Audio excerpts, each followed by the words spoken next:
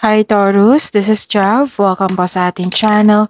At ito ang inyong daily gabay tarot reading. Kung naka-resonate kayo, comment down.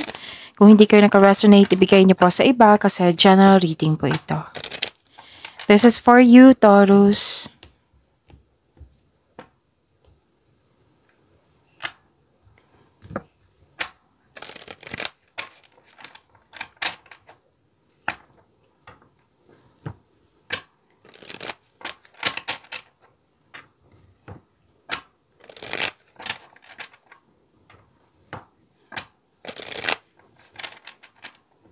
Para po ito sa inyo, Taurus.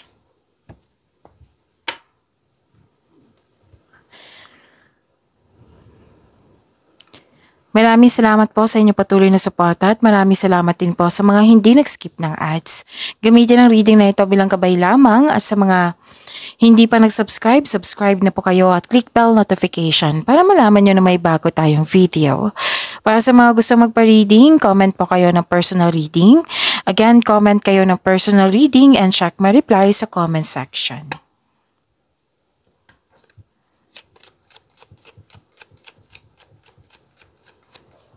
Spirits Guide, mga ganap pa para kay Taurus, I need 3 cards po.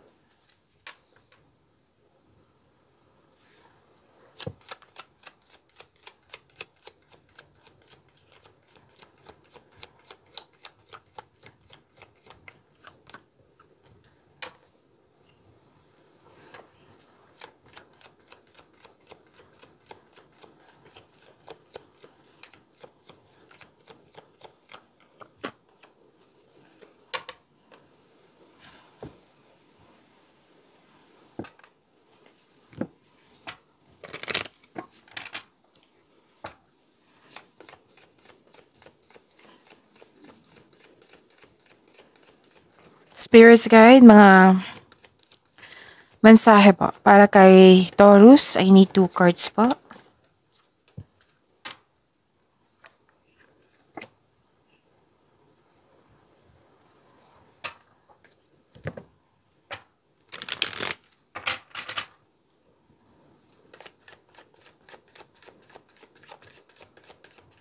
Message po sa career and money ni Taurus.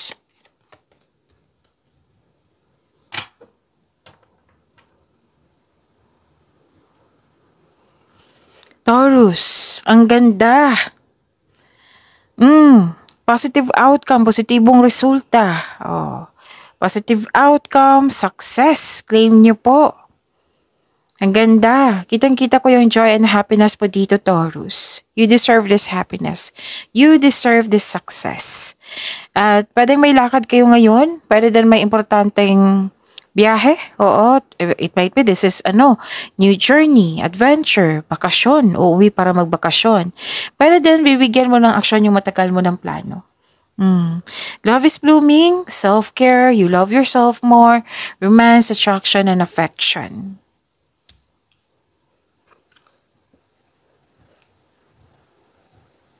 Message for you, know that your children are protected. Wow, claim natin to. Cheer up. Live in the moment. And message for your career and money, direction. Do not deviate from your path. Attract a mentor if necessary. Plan where you want to be. So, kailangan ng konkretong plano.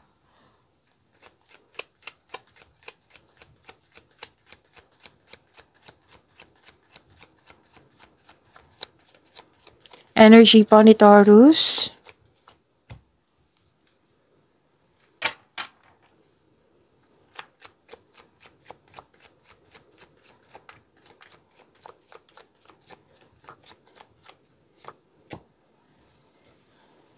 Kung may narinig kayo or may nakita kayong repeating message, yan po yung pinupush ng cards sa inyo. Like for example, Taurus, nanood kayo ngayon ng May 21 at May 22 video reading nyo at may napansin kayo na repeating message. Yan po yung pinupush ng cards na kailangan nyo bigyan ng atensyon, solusyon, at aksyon kung maaari po. Energy po ni Taurus. Mag-ingat kasi may taong nagsiselos, insecure, or hindi niya pinapakita ang kanyang true self. Kaya mag-ingat kayo sa taong ito. Pero dahil nakaramdam kayo ng insecurity ngayon, kasi aminado ka na kulang ka ng panahon sa iyong sarili. Kaya take time to pamper yourself. Bigyan ng oras ang iyong sarili.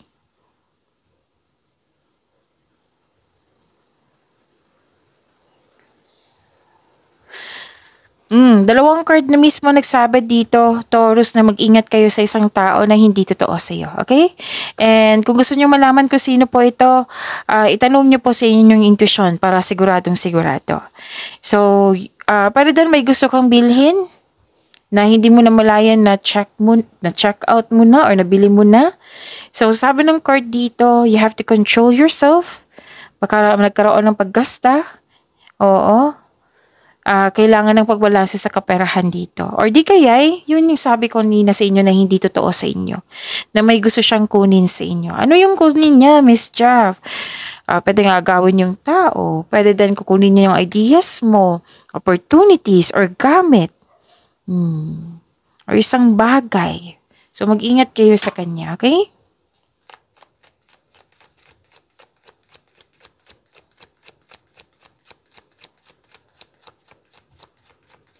Career and money ni Taurus.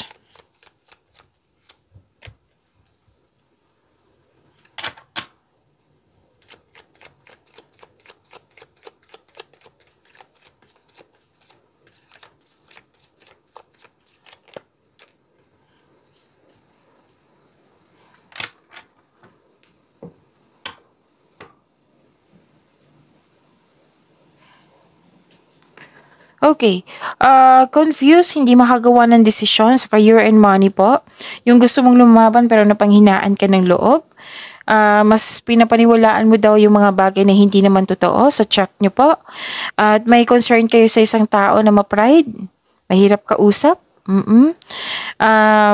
Kasi may nakita ko ditong tao na hindi nakikinig sa iyo.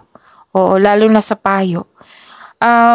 This card tells you to clear up any hurt feelings. Maaring mabigat sa loob mo ang confrontation na ito, pero kailangan nating harapin to clear up any hurt feelings. Kung hindi kayo makagawa ng desisyon, then siguraduhin nyo magkakaroon kayo ng konkretong plano para makagawa kayo ng best decision or best choices. Okay?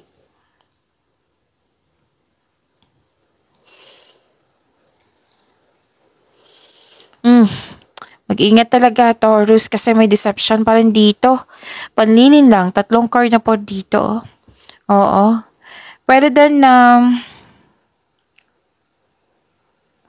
okay, nagbigay ka ng tiyaga. Okay, so, you felt defeated. Pwede din may sitwasyon dyan na you felt shy or nervous or lack of bravery, upset, giving up, or you're feeling defeated. Oo. So, may tao dito ng loko sa'yo na nagbago na po daw siya, na-enlighten na po daw siya, na siguro guilty. Oo. Tapos, may nakita rin ako ditong nakaramdam ka ng yung ayaw mo mag-isa or akuhin lahat. It might be this is trabaho or responsibilidad. Pwede din isang plano or strategy na hindi nag-work in your favor, na hindi nasunod. And it needs to be approached from a different perspective. Huwag po daw kayo mag-give up sa inyong ideas. Just reorganize your thoughts around it. Oo. So may paranoia ko nakikita dito, paghinala, at yung iniisip na may tao or may magaganap na gusto kang mapahamak or saktan. So, kahit wala naman. So, mag-inig kayo sa inyong intuition kasi sasabihin ng iyong intuition kung ano ang tunay na nangyari. Okay? So, kung nahihirapan kayo sa paggawa ng plano, ha? Oo, kasi nakikita ko dito sa inyong career and money. And this message for you is for your career and money. So, kung kailangan nyo ng kausap, mentor, then go ahead. Basta magawa kayo ng konkretong plano, okay?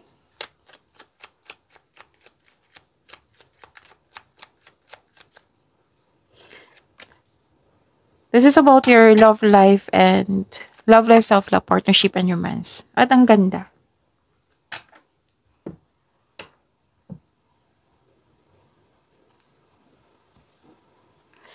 So may awakening dito, acceptance, purpose, atonement, and this is ending with new beginning also. This is transformation. So accept your mistakes as well sa partner mo so you can successfully let the past go. Maaari din, dalawang card kasi nagsabi dito na may babalik sa iyo. Oo, na dati kang nasaktan nito para humingi ng tawad sa iyo at mag-put ng closure. So sabi ng card, seek forgiveness in order to move forward. Okay? And may nagkasundo dito, nagkabate, na nagkakaunawaan or bagong pasok sa relasyon, pwede, or nagkabalikan, pwede. So may bagong connection dito para sa mga single, may romance na parating sa iyo para sa mga single. Maaring parating na ito or nasa harap mo na. Sa mga relasyon sa buhay mag-asawa, the couple is divinely guided. Oo. And celebrate the love in your life. So this is a clarification of your cards here na my love is blooming. Okay? Pag-imanin niyo po yung blessings sa binigay sa inyo, Taurus. See you tomorrow. Maraming salamat po.